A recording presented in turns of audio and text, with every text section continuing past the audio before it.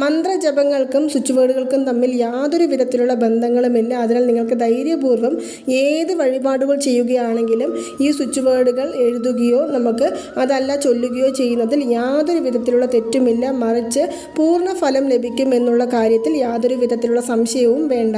അപ്പോൾ ഇത്രയും നേരം ഞാൻ പറഞ്ഞ ആ മാജിക്കൽ സ്വിച്ച് വേർഡ് ഇതാണ്: ഡിവൈൻ കൗണ്ട്. Divine count.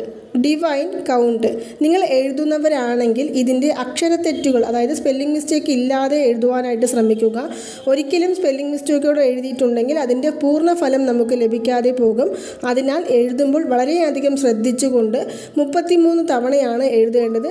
ദിവസവും 33 തവണ എഴുതുക. എഴുതിയതിനു ശേഷം ഈ പേപ്പർ എന്ത് ചെയ്യും, അല്ലെങ്കിൽ ഈ ബുക്ക് നമ്മൾ എന്ത് ചെയ്യും എന്നുണ്ടെങ്കിൽ നിങ്ങൾക്ക് സൂക്ഷിച്ചു വയ്ക്കാൻ താല്പര്യമുണ്ടെങ്കിൽ അത് സൂക്ഷിച്ചു വയ്ക്കാം. അതല്ലെങ്കിൽ നമുക്ക് ഇതിനെ കത്തിച്ച് കളയുന്നതും വളരെ നല്ലതാണ്. അതുപോലെ തന്നെ ഏതൊരു നല്ല കാര്യങ്ങൾക്ക്